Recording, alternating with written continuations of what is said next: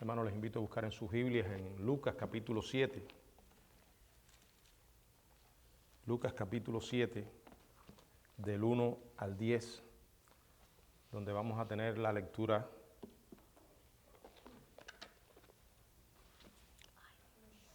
Lucas 7, del 1 al 10. Dice la Biblia: después que hubo terminado todas sus palabras al pueblo que le oía, entró en Capernaum, y el siervo de un centurión, a quien éste quería mucho, estaba enfermo y a punto de morir. Cuando el centurión oyó hablar de Jesús, le envió unos ancianos de los judíos, rogándole que viniese y sanase a su siervo. Y ellos vinieron a Jesús y le rogaron con solicitud, diciéndole: es digno que le concedas esto, porque ama nuestra nación y nos edificó una sinagoga.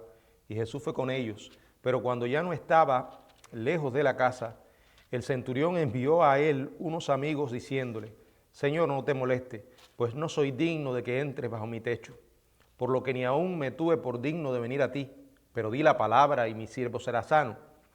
Porque también yo soy hombre puesto bajo autoridad y tengo soldados bajo mis órdenes, y digo a este: ve y va, y al otro: ven y viene, y a mi siervo: haz esto, y lo hace. Al oír esto se maravilló Jesús de él, y volviéndose dijo a la gente que le seguía: os digo que ni aún en Israel he hallado tanta fe.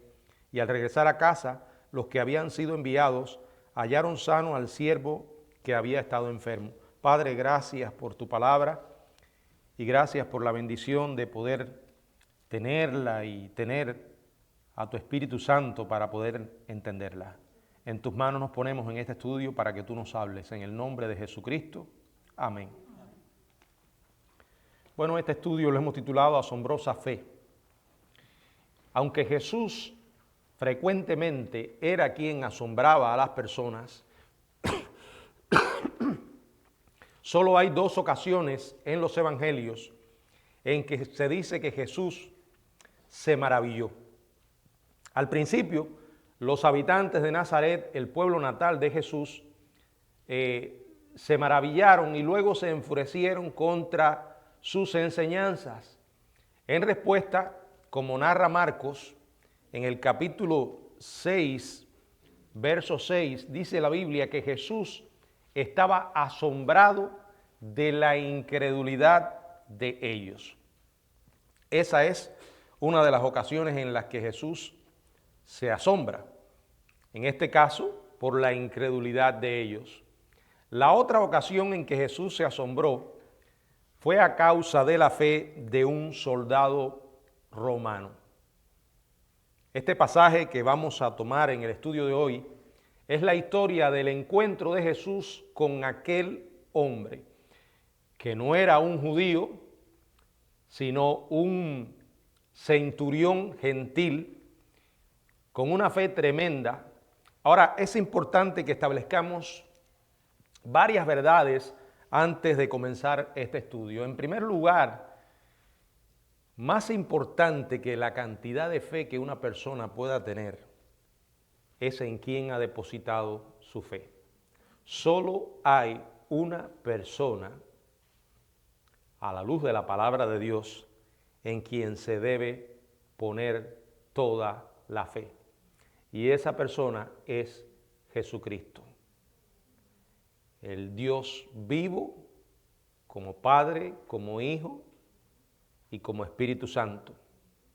Esa es la única fe auténtica, la única fe verdadera, la única fe que salva. Hemos escuchado personas que dicen: bueno, yo tengo una gran fe, pero cuando usted examina en quién ellos han colocado su fe, es algo muy trágico estar tan sinceramente equivocado, ¿verdad? ¿De qué sirve que una persona tenga una enorme confianza en algo o en alguien que al final le lleve a la perdición? Porque solo hay una fe verdadera, solo hay una fe que nos puede llevar al cielo, y es la fe en el Dios vivo a través de su Hijo Jesucristo, el único y sabio Dios. y Jesucristo el único mediador. Así que toda la fe que la gente hoy en día dice tener en cualquier cosa o persona está totalmente equivocada. Este hombre tenía una fe asombrosa, pero era una fe puesta en el verdadero Dios, una fe con sus todavía desconocimiento, pero con la revelación que había recibido era algo extraordinario. Y lo más maravilloso fue que estaba colocada esa fe de la manera correcta. Así que lo importante, bueno, qué bueno es que sea una fe auténtica y también es importante que sea una gran fe en ese Dios verdadero. Pero más importante que la fe que una persona pueda decir que tiene es que esté bien colocada, bien colocada.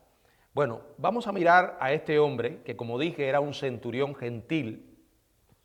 El relato primero nos dice el contexto de la historia y después nos habla acerca de la fe de este hombre y en qué consistía esta fe. En primer lugar, vamos a ver el contexto de esta historia. Dice el verso 1, después que hubo terminado todas sus palabras al pueblo que le oía, entró en Capernaum. Y dice el verso 2, en la primera parte, y el siervo de un centurión. Bueno, esto ocurre, el contexto de la historia, es después que Jesús hubo terminado todas sus palabras. ¿De qué palabras estaba hablando? Bueno, si nos ubicamos en el capítulo que está anteriormente, en el capítulo 6, donde estuvimos reflexionando, en los versos del 20 hasta el 49, encontramos la versión de Lucas del Sermón del Monte. Allí estaba el pueblo que le escuchaba. Recuerden que el tema de ese sermón fue el verdadero discipulado. Y este hombre ahora se constituye en un modelo vivo de la verdadera fe de un discípulo de Jesucristo. Todo lo que hizo y todo lo que dijo era evidencia de un verdadero discípulo. Tras predicar el Sermón del Monte, Jesús, dice la Biblia, que entra en Capernaum. La ciudad de Capernaum proporciona el escenario geográfico para la historia. Capernaum era la ciudad adoptiva de Jesús. Era también la sede de su ministerio en Galilea. Capernaum estaba ubicada en la orilla noroeste del mar de Galilea, a muy poca distancia de la colina donde el Señor había acabado de pronunciar su sermón del monte. Capernaum significa ciudad de Nahum. Realmente no se sabe si se llama así por el profeta Nahum en el Antiguo Testamento. Capernaum era la ciudad principal de la costa norte del mar de Galilea y era una población lo bastante importante como para que pudiera tener un centurión, específicamente este, con su destacamento de soldados apostados allí. Según Juan, en el capítulo 4, verso 46, un oficial del rey, probablemente del rey Herodes Antipa, también vivía allí. Y es curioso e interesante a la vez que Jesús reprende a los habitantes de Capernaum porque tenían una exaltada opinión acerca de la importancia de su ciudad. En Lucas capítulo 10, en el verso 15, dice la Biblia, y tú, Capernaum, que hasta los cielos eres levantada. Esto era una alusión a cómo la gente que vivía allí estaba orgullosa de esta ciudad y la levantaba en una forma de decir hasta los cielos. Y Jesús le dice, hasta el Hades serás abatida. En cumplimiento a estas palabras del Señor, Capernaum fue finalmente destruida de tal manera que actualmente se desconoce su ubicación exacta. Desapareció Capernaum. La referencia de Lucas al centurión provee el escenario biográfico para esta historia. Este hombre se llamaba centurión porque ellos eran los responsables de aproximadamente 100 soldados. Y estos soldados con sus centuriones eran la columna vertebral del ejército romano. Este es el contexto para esta historia.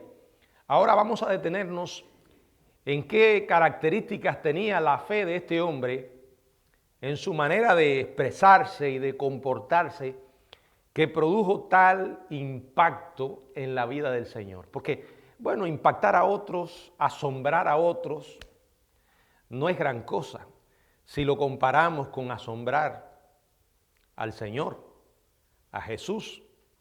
Y es importante que entiendan que cuando se habla de asombrar al Señor, más bien se habla de asombrar su naturaleza humana. Aquí tenemos una manifestación de su naturaleza humana cuando expresa el asombro por esta fe. Bueno, dice el capítulo 7, verso 2, la segunda parte, a quien éste quería mucho, estaba enfermo y a punto de morir. Luego dice el verso del 3 al 10, si alguien puede leerlo, por favor. Cuando el centurión oyó hablar de Jesús, le envió unos ancianos de los judíos, rogándole que viniese y sanase a su siervo. Y ellos vinieron a Jesús y le rogaron con solicitud, diciéndole, es digno de que le concedas esto, porque ama a nuestra nación y nos edificó una sinagoga. Y Jesús fue con ellos, pero cuando ya no estaban lejos de la casa, el centurión envió a él unos amigos, diciéndole, Señor, no te molestes, porque no soy digno de que entres bajo mi techo, por lo que ni aún me tuve por digno de venir a ti. Pero di la palabra y mi siervo será sano, porque también yo soy hombre puesto bajo autoridad, y tengo soldados bajo mis órdenes, y digo a este, ve y va, y al otro, ven y viene, y a mi siervo, haz esto y lo hace. Al oír esto, Jesús se maravilló de él, y volviéndose, dijo a la gente que le seguía, os digo que ni aun en Israel he hallado tanta fe. Y al regresar a casa, los que habían sido enviados hallaron sano al siervo que había estado enfermo. Bueno, sabemos que la fe sin obras es muerta. Una fe auténtica tiene que producir frutos, tienen que ser evidentes. Esos frutos van a señalar al Salvador que mora en nuestro corazón. Lo primero que vemos en este hombre era una fe práctica en amor. Él sentía amor genuino por su siervo. Dice que a quien éste quería mucho, estaba enfermo y a punto de morir. Luego dice el verso 3, cuando el centurión oyó hablar de Jesús, le envió unos ancianos de los judíos rogándole que viniese y sanase a su siervo. Y ellos vinieron a Jesús y le rogaron con solicitud diciéndole, es digno de que le concedas esto. Y luego dice el verso 5, la primera parte, porque ama a nuestra nación. El amor del centurión se puede ver primero en la actitud que tenía hacia su siervo. Lo amaba, sin lugar a dudas. En la manera en que este centurión se está comportando con su siervo, está evidenciando que verdaderamente lo amaba. La palabra que se emplea para siervo es una palabra, la palabra doulos. Generalmente es un término que describe a una persona que ha sido comprada, que está sometida a la voluntad y al control de su amo. Pero aquí es interesante que el centurión también emplea otro término. Es el término pais, no país, pais, en este verso 7, que aunque a menudo se empleaba para esclavos, literalmente pais significa niño o hijo. O sea, este término y el empleo que él hace de él revela de una manera más clara el afecto que sentía por su siervo. O sea, este no era un simple siervo, era parte de su familia. El uso de pais también podría indicar que era un siervo joven. Podría tratarse de un muchacho. Y si queda alguna duda, la Biblia nos da más información, porque emplea otra palabra y es la palabra éntimos o entimos, que significa, que es la que se traduce, quería mucho,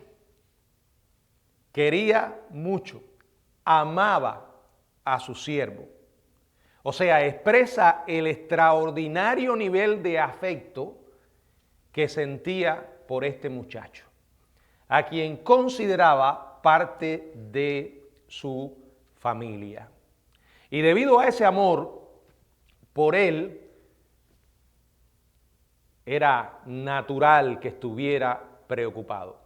Porque no solo estaba enfermo, la Biblia nos dice que estaba enfermo y que estaba grave, a punto de morir. Lucas, a pesar de ser médico, no describe la enfermedad ni los síntomas, pero Mateo observó que el joven estaba paralizado y gravemente atormentado. Si alguien puede buscar Mateo 8:6, por favor, y leerlo.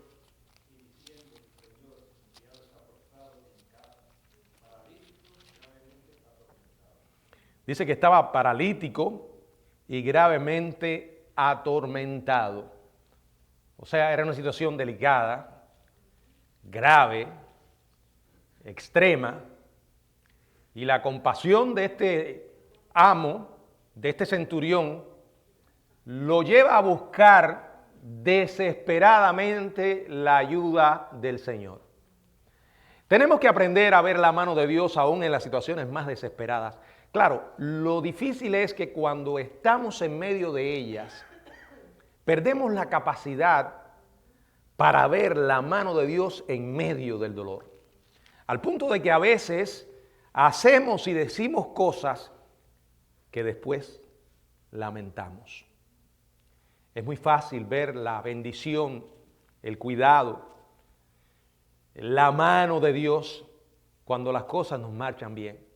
Pero cuando llegamos a esas circunstancias que aparecen inesperadamente, que nos golpean y nos golpean con toda su fuerza, y en ocasiones no se trata de lo que nos sucede a nosotros, sino de lo que puede estar sucediendo con una persona que amamos y que vemos cada día empeorar y empeorar sin mejoría, y hemos estado orando una y otra vez y no hemos recibido la respuesta que esperamos.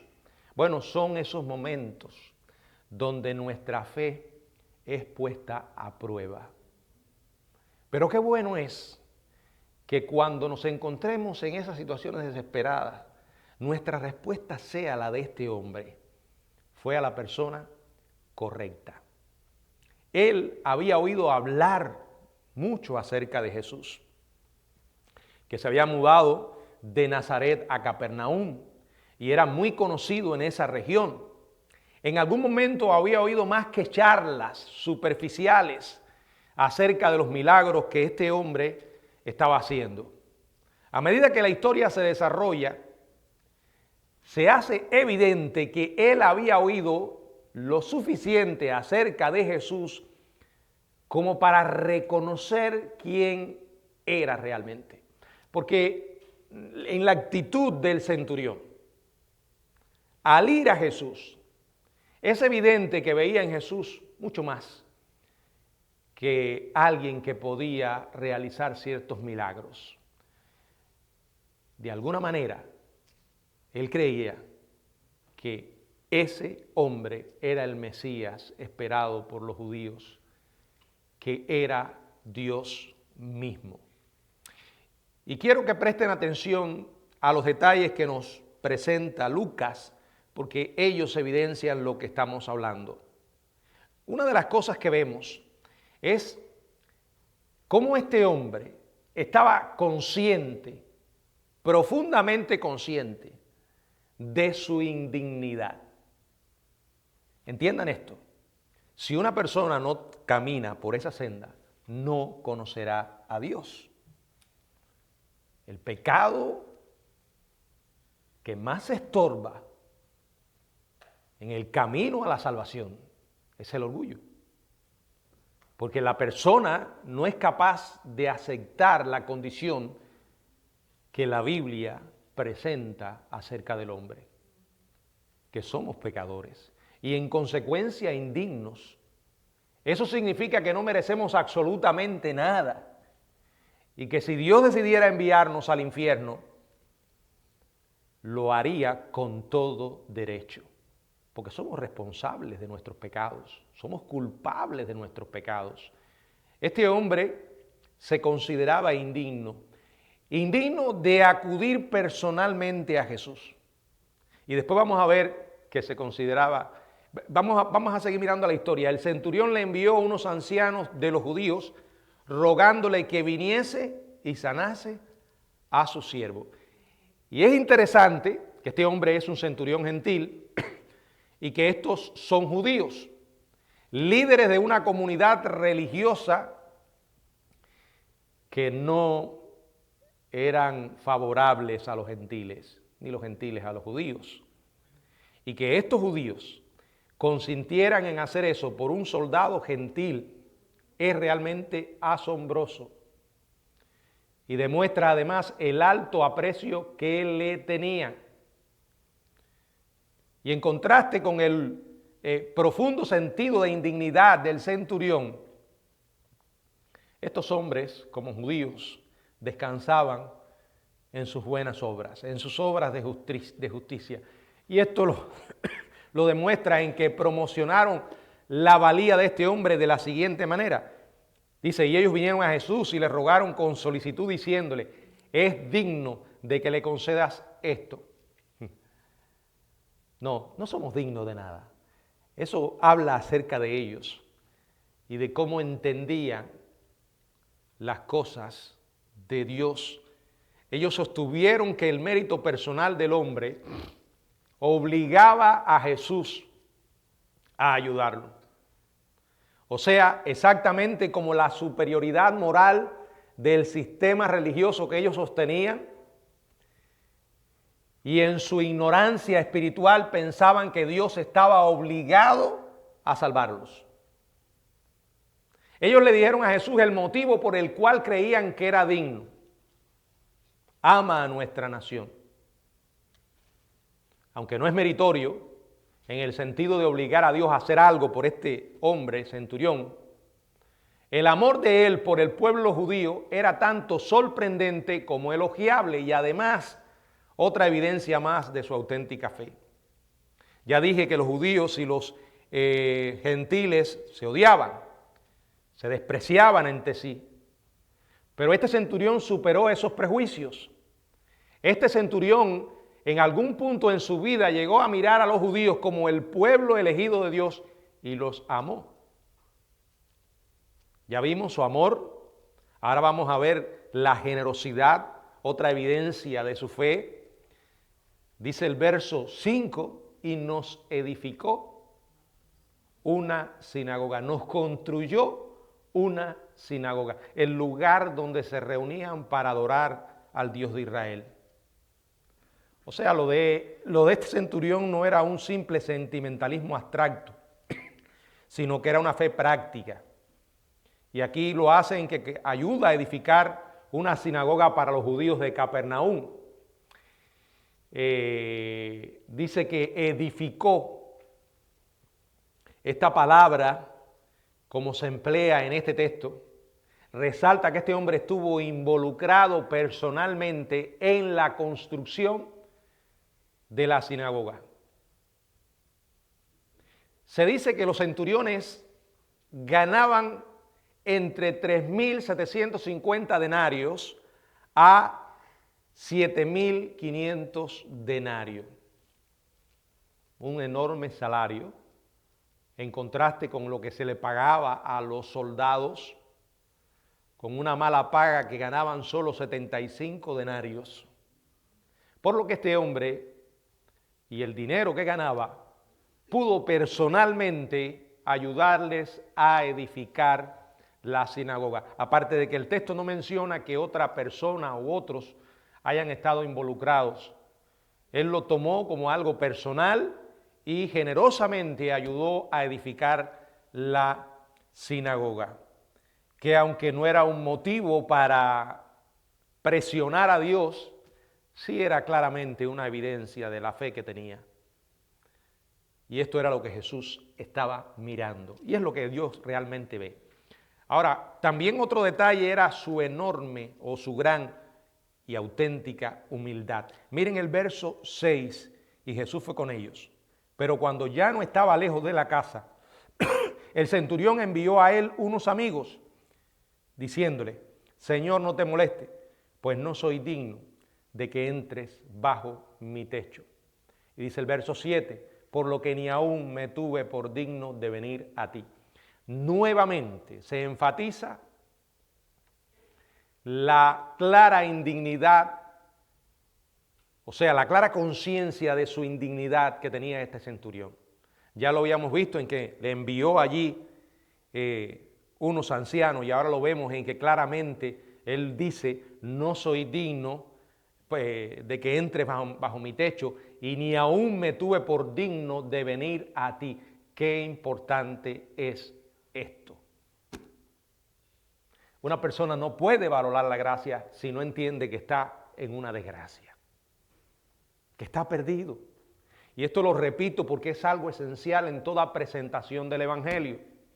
Si usted no le ha hablado a alguien de su verdadera condición, no puede esperar que valore el Evangelio o que valore el sacrificio de Jesucristo. Ya lo he dicho otras veces, Juan 3:16 es un texto hermosísimo. Muchos se los escuchamos en nuestros primeros tiempos en los caminos del Señor y muchos evangelistas lo hemos usado. Pero la realidad es que desde un sentido práctico usar solo ese texto no es sabio a la hora de hacer una presentación del Evangelio. Porque de tal manera amó Dios al mundo. Vamos a ser honestos. A los incrédulos, ¿qué les importa eso? Si usted le ofrece el amor de Dios, qué bien, muy bueno. Claro que lo van a tomar. Qué bueno es que Dios me ame. Y vienen a este camino pensando que eso significa que como Él me ama, me tiene que conceder todas las cosas que le pida. Y entonces comienzan a ver a Dios como una especie de alguien que está ahí, el siervo del universo, para conceder mis caprichos. No, es esencial. Vuelvo a repetir, presentar el cuadro completo de la condición humana. Y eso incluye explicarle a las personas que todos sin Dios estamos perdidos. ¿Y por qué estamos perdidos? Porque somos pecadores. Y es necesario explicar lo que es el pecado. Desobediencia, algo que todos cometemos. Pero como dice la Biblia, cuando estamos sin Cristo, estamos sin esperanza y sin Dios en el mundo. No hacíamos otra cosa que pecar. Hay que estar consciente que la gente hoy en día le ha cambiado el nombre al pecado, hablan de errores, de faltas. Y algunos todavía engañados piensan que no han cometido pecado porque se comparan unos con otros. Pero si usted toma las Escrituras y enseña lo que las Escrituras dicen acerca del pecado. Ya lo he dicho, Romanos es una carta fabulosa para esto. Los primeros capítulos de Romanos que una y otra vez describen la verdadera condición humana, donde el apóstol Pablo dedica tanto espacio a hablar de la pecaminosidad humana, ¿verdad? Porque el hombre sin Dios está perdido. En el capítulo 1 que habla de la culpabilidad del hombre. ¿Por qué el hombre es culpable? Fíjense, el verso 29 de Romanos 1. Estando atestados. En español, ¿qué significa la palabra atestados? Cuando decimos esta casa está atestada o ese carro está atestado, ¿qué es atestado? Hermano, dice estando atestados. Y después dice de toda injusticia, fornicación, perversidad, avaricia. Por favor, cualquiera que pase por esta regla y con humildad se mire en este espejo, no va a ver lo que le gusta. Va a ver su verdadera imagen. Y ese es el problema de la mayoría de las presentaciones del Evangelio que hoy se hacen. Se ignora esta verdad. No se trata de que voy a ir a alguien y darle con la Biblia en la cabeza y tumbarlo en el suelo y dejarlo ahí. He visto a algunos que hacen eso. No, eso tampoco es evangelizar. Porque la línea que sigue Romanos es que habla de por qué judíos y gentiles están bajo el juicio de Dios. Y ahí va marchando una y otra vez explicando la condición humana hasta que llega al capítulo 7 y habla de la lucha. Y termina el capítulo 7, la parte final, la gran esperanza donde dice, miserable de mí, ¿quién me librará de este cuerpo de muerte? Y luego dice, gracias doy a Dios por Jesucristo nuestro Señor. Hay esperanza, pero no va a haber valoración de esa gracia ni necesidad de apropiarse de esa esperanza si la gente no entiende por qué son pecadores. Y hay muchísimas palabras en ese capítulo 1 de Romanos.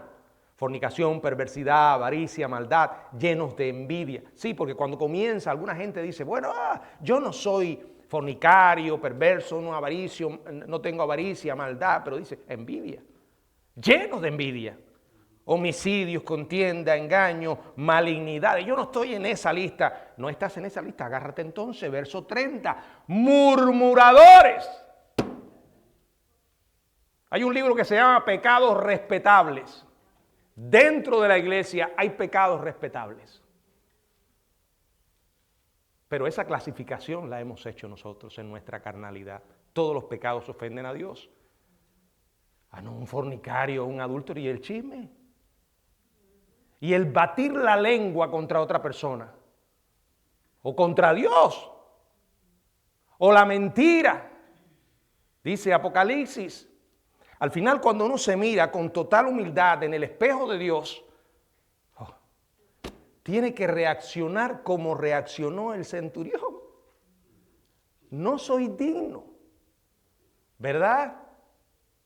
No soy digno. Fíjese que Jesús se pone de acuerdo con ellos y con una enorme multitud de curiosos que querían ver el milagro, sale hacia la casa, pero cuando ya no estaba lejos, Él les manda un mensaje, que no se acercara.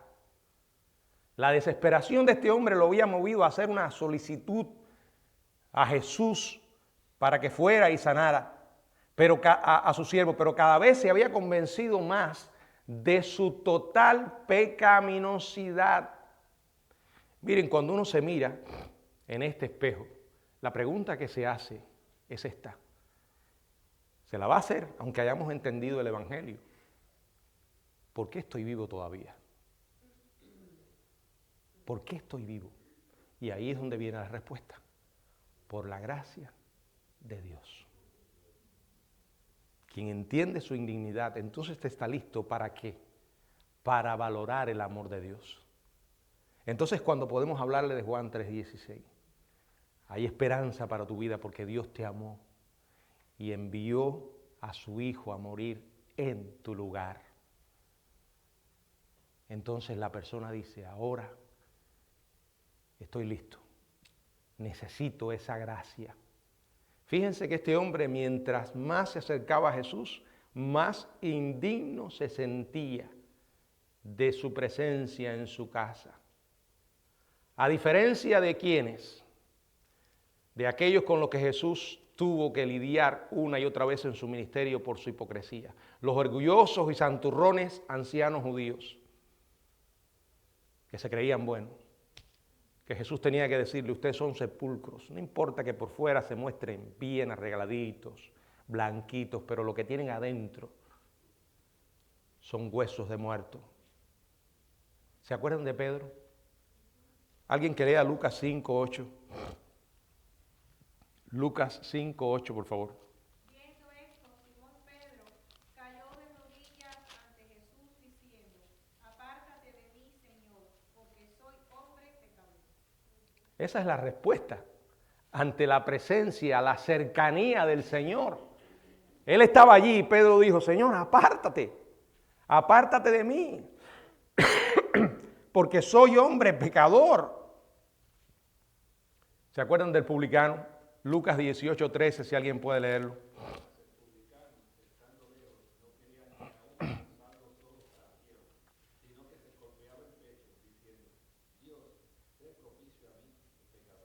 Dice que se golpeaba el pecho. Somos malos. Y de no habernos detenido el Señor en esa espiral descendente, hermanos, nos habríamos autodestruido. Así vive mucha gente hoy.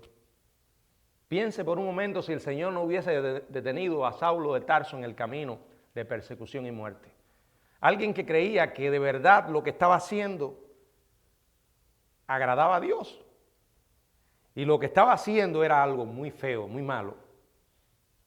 Había consentido en la muerte de muchos siervos de Dios, del camino de Jesucristo.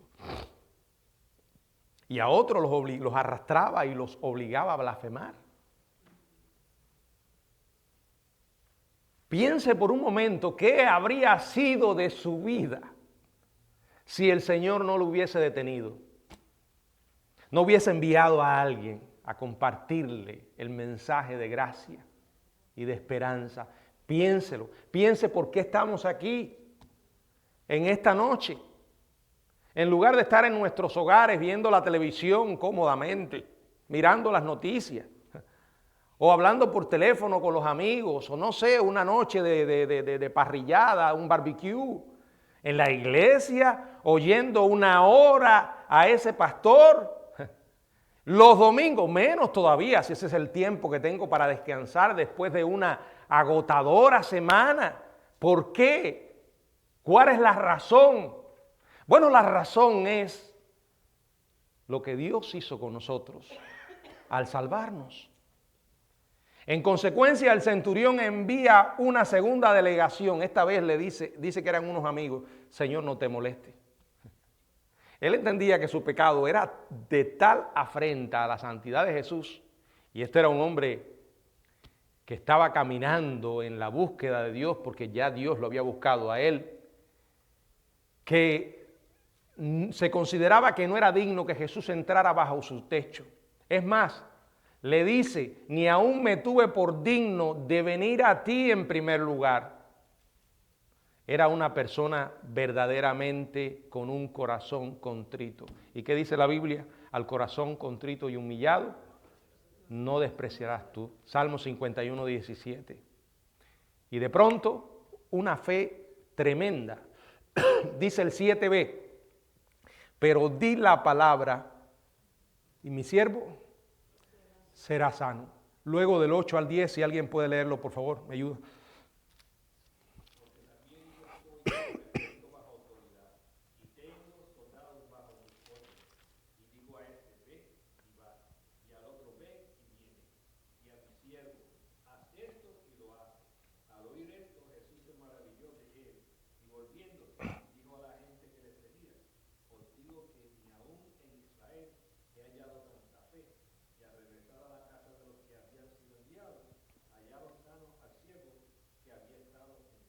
Bueno, él hace una comparación de la autoridad que él tenía en el plano natural, militar, y dijo: tú eres el Señor, tú eres el que manda, di tu palabra y será sano.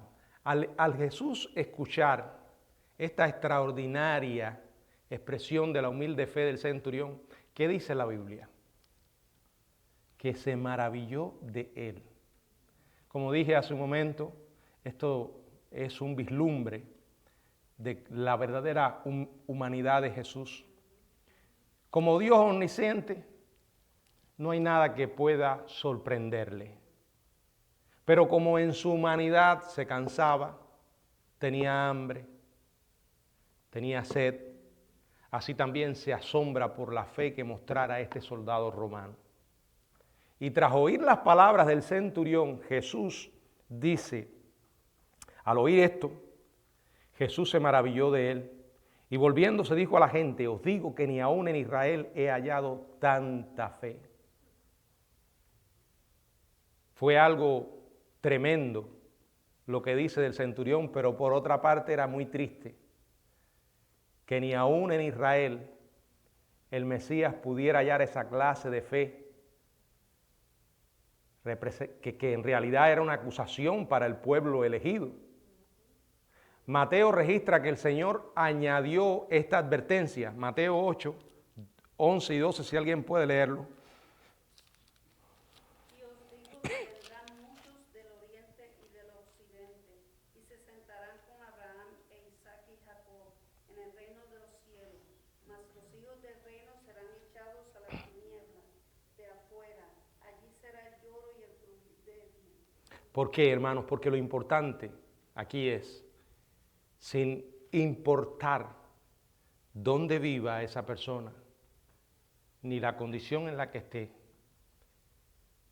que se vuelva a Dios en fe y en arrepentimiento. Y cualquiera que se vuelva a Dios en fe y arrepentimiento, Él le va a recibir. No se salva una persona por ser judía. Los judíos que mueren sin Cristo están perdidos. Que dice Romanos 9, verso 4 y verso 5. Dice la palabra, que son israelitas, de los cuales son la adopción, la gloria, el pacto, la promulgación de la ley, el culto y las promesas, de quienes son los patriarcas, de los cuales, según la carne, vino Cristo, el cual es Dios sobre todas las cosas, bendito por los siglos. Era un pueblo privilegiado, pero más adelante el Señor dice en Romanos 10, 2 y 3, porque yo les doy testimonio de que tienen celo de Dios, pero no conforme a ciencia. Porque ignorando la justicia de Dios y procurando establecer la suya propia, no se han sujetado a la justicia de Dios. Estaban perdidos. Sabemos que un día Israel, el remanente de Israel, un remanente de Israel se volverá en fe y arrepentimiento. Pero hasta que ese día llegue, muchos hoy que son judíos mueren sin Cristo y mueren perdidos. Cualquier persona en esta tierra que se muera sin Jesucristo está condenado, está perdido. Es una realidad realmente espantosa. La sabemos porque la Biblia lo dice. Es un concepto que está dentro de los primeros que aprendemos cuando llegamos a la iglesia. La vida eterna, vida en el presente y en la eternidad con Dios. Pero el infierno y la condenación eterna para aquellos que mueren sin Cristo. No es un día, no, inmediatamente que una persona muere, pasa a la eternidad. La cuestión es a dónde en la eternidad. Eso se determina de este lado y no se determina por la religión que una persona practique o por haber creído en alguien o en algo. Lo que determina es qué ha creído esa persona acerca de Jesucristo. Tampoco es creer algo acerca de Cristo. Él dijo, a menos que creáis que yo soy, en vuestros pecados moriréis. Hay que creer que Cristo es quien dijo que es. Que Cristo es quien nos lo presenta a las Escrituras. Es una realidad gloriosa y a la vez un mensaje con un sentido de urgencia tremendo. Todos los días, constantemente en este mundo se están muriendo personas. Muchos otros nacen también. Y la realidad es que muchos de esos que nacen, si no llegan a conocer a Cristo, no vale la pena ni nacer. ¿Para qué sirve si el hombre viviera en este mundo y al final pierde su alma? Todos los días Constantemente en este mundo hay personas que están muriendo y están enfrentando una eternidad sin Dios. Ahora, la pregunta que nosotros tenemos que hacernos como cristianos es esto. ¿Es algo que simplemente sabemos o es algo que sabemos y creemos? ¿Lo creemos de verdad como para vivir por eso y tomar decisiones de acuerdo a eso? Creo que si así es, hay muchas cosas que tienen definitivamente que cambiar en nuestra vida. Porque el tiempo es algo que no se detiene. Esto yo ya lo he puesto de ejemplo, este momento, este instante, lo que está pasando en estos minutos, en estos segundos, esta escena no se volverá a repetir nunca más. Nos volveremos a encontrar y hablaremos cosas, pero esto exacto no volverá. La oportunidad puede que se repita con alguien, pero puede que no. ¿Cuántas veces no hemos visto a una persona que en nuestro interior hemos dicho, un día le voy a hablar de Cristo? Un día voy a hablarle de Cristo. Y ese día nunca llegó. Porque la persona murió o porque nunca más le vimos. A mí me ha pasado, me ha sucedido y uno se siente terrible, perdí la oportunidad. Y pensar que lo que viene es terrible para alguien que muera sin Cristo. Miren, por mucho que una persona intente quitarle la seriedad que la Biblia le da al tema del infierno, no puede. No puede hacerlo sin mutilar descaradamente las Escrituras. Porque es un tema bastante amplio en la Biblia. Y lo más interesante es que el que más habló del infierno fue el propio Jesús. Habló más del infierno que del cielo.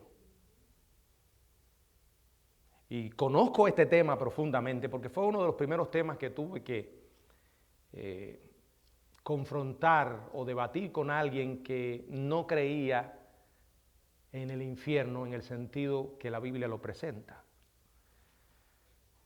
Esa persona hoy es un pastor adventista. Los adventistas no creen en el infierno como nosotros. Para ellos el infierno no es más que el basurero que había allí en Jerusalén. Por eso Jesús usa ese ejemplo. ¿Qué quiere decir? Que las personas cuando mueren son aniquiladas. Y cuando habla del fuego, ese fuego que nunca se apagará va a ser simplemente en el momento de la aniquilación, que es una figura idiomática, ilustrativa que Jesús usa, pero el infierno no es eterno. Tremenda cañona que le dieron a la Biblia. Tremenda. Ahí están los adventistas y sus primos hermanos, los testigos de Jehová. Créame, hermanos, cuando por primera vez tuve que lidiar con este tema, empecé a estudiarlo. Y fue cuando me percaté que la evidencia a favor del infierno en la Biblia es abrumadora. Partiendo de la realidad de que si el Señor siempre lo presentó con un contraste. El cielo es eterno. Como dice, a resurrección de vida y otros saldrán a resurrección de condenación. De la misma manera que el infierno es eterno, que el cielo es eterno, el infierno es eterno. La parábola del rico y Lázaro. No, pero eso es una parábola que... Bueno, exactamente, yo sé que las parábolas no las podemos exprimir al máximo, pero tampoco Jesús contó una parábola, nunca en los evangelios, que tuviera un error tan garrafal como enseñar algo que la Biblia no enseña. Y Jesús claramente establece en la parábola del rico y Lázaro que el infierno es un lugar de condenación eterna. El libro de Apocalipsis dice que los que no se hallaron en Cristo, en el libro de la vida, fueron lanzados al lago de fuego y azufre, donde serán atormentados por los siglos de los siglos. Y dice que en ese lago donde fueron lanzados, allí estaban la bestia y el falso profeta. Ellos habían sido lanzados antes. Y cuando los condenados llegaron allí, ya ellos estaban todavía allí, porque estaban vivos en ese lugar de tormento, es un lugar de condenación eterna. Tómese unos minutos esta noche y después que ore, piense un poco en el infierno. Generalmente los invito a pensar en el cielo, ¿verdad? Pero piense un poco en el infierno. Piense en lo que significa una eternidad en el infierno. De verdad, mientras mi mente no logra concebir la magnitud de la condenación. Bueno, esa es la situación que tienen las personas que están sin Dios. Y por eso necesitan el Evangelio. Y por eso nosotros tenemos la más sagrada tarea, que es llevar ese mensaje. Un mensaje que no podemos dejar que se diluya con ideologías políticas. Podemos tener afinidad con cierto candidato político, pero hay algo que es claro, hermanos. Este mundo no lo va a arreglar ningún político. Este mundo necesita de Dios. Y no hay hombre que tenga una respuesta para más allá de la muerte. No la hay, no lo hay. Es más, la Biblia dice que todos vamos a comparecer ante el tribunal de bueno, los cristianos, pero los impíos tendrán que ir al juicio ante el gran trono blanco. Y allí dice que estarán todos los muertos.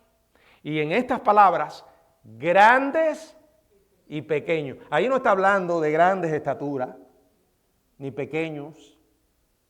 Está hablando de grandes y pequeños en cuanto a la influencia que ejercieron en este mundo. O algunos grandes, gobernantes, presidentes, pequeños, simple gente del campo, gente sin influencia. Todos tendrán que encontrarse con Dios. Este hombre tuvo una fe grande porque la había colocado en el Dios grande. No se relata si el centurión regresó con los que habían sido enviados o si permaneció con Jesús. Pero cuando sus amigos regresaron a casa, hallaron sano al siervo que había estado enfermo. El Señor había honrado la extraordinaria fe del hombre concediéndole su petición. El Señor le dijo sí a su petición. ¿Por qué le dijo que sí? Porque Él es soberano. Y a la luz de todo esto, la fe de ese hombre necesitaba ese empujón final. Por eso el Señor le concedió esto. ¿Significa esto que es una garantía de que siempre Dios va a decir que sí a nuestras oraciones? No. Hay momentos en los que tenemos que lidiar con el no de Dios. ¿Significa que no nos escuchó? ¿Significa que no le importa nuestro problema? No, para nada. Significa, en primer lugar, que Él es soberano y que siempre tiene sabias razones. Por eso tenemos que aprender a lidiar con lo que cuando Dios nos dice que sí y cuando también nos dice que no. El Señor había honrado la extraordinaria fe del hombre concediéndole su petición. Qué bueno es que nuestra fe sea grande, pero colocada en ese Dios grande. Examinaos, dice la Biblia, a ver si estáis en la fe. Porque una pequeña fe colocada en un Dios grande puede hacer mucho, o en el Dios grande. La cuestión es en quién hemos puesto nosotros verdaderamente nuestra fe. Qué maravilla que Dios nos haya escogido y nos haya salvado por pura gracia. Qué maravilla que nos haya dado esa fe, como dice la Biblia, porque no de vosotros, sino es don de Dios. Toda la salvación es obra de Él. Bueno, el mundo necesita eso, hermanos. Esa es la mayor necesidad de la gente. No importa cuántos años una persona viva en esta tierra. Piénselo. La vida se va acabando poco a poco. Y si una persona no está preparada para enfrentarse con la eternidad, está perdiendo miserablemente su tiempo. Y así hay muchos que están viviendo hoy. Que Dios nos ayude a tener el valor suficiente como para hacerle esa pregunta a todas las personas que amamos. Y a explicarle con claridad cómo ellos pueden estar en este camino. Un día, cuando estemos en la eternidad, en el cielo, veremos esas vidas. No porque nosotros le salvamos, no, la única razón por la que estaremos allí es porque Él nos salvó, sino porque Dios nos usó como instrumentos para compartir esa fe. Mucha gente a lo largo de la historia han estado dispuestos a dar sus vidas por compartir esa fe. Y créanme, hermano, ha habido momentos en los que no ha sido fácil para mucha gente. Aquí estábamos hablando el miércoles mientras orábamos lo que sucedió en el Congo. No sé si supieron las noticias. 70 cristianos que fueron decapitados por ejercer su fe. Los llevaron allí un grupo de ISIS a una iglesia, en un local allí, y allí los decapitaron a todos. Aunque la República Democrática del Congo es mayoritariamente cristiana, creo que la cifra es un 95% de la población es cristiana, hay musulmanes y están estos grupos terroristas intentando establecer el califato. ¿Cómo actuaríamos nosotros en una situación como esa? Y vamos a pensar que alguien nos conceda la oportunidad. Mira, te puedes salvar si ahora mismo renuncias a tu fe.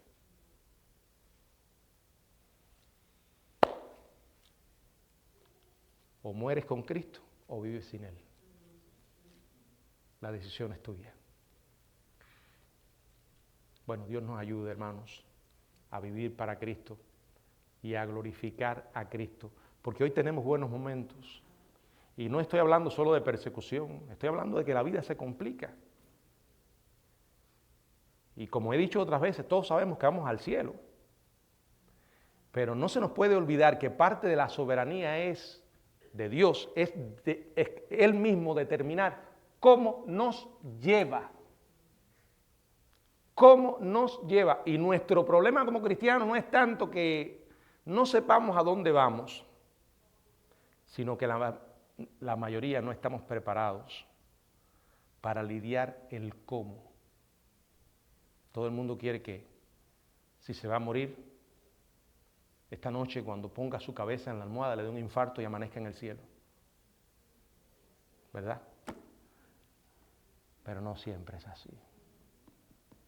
No siempre.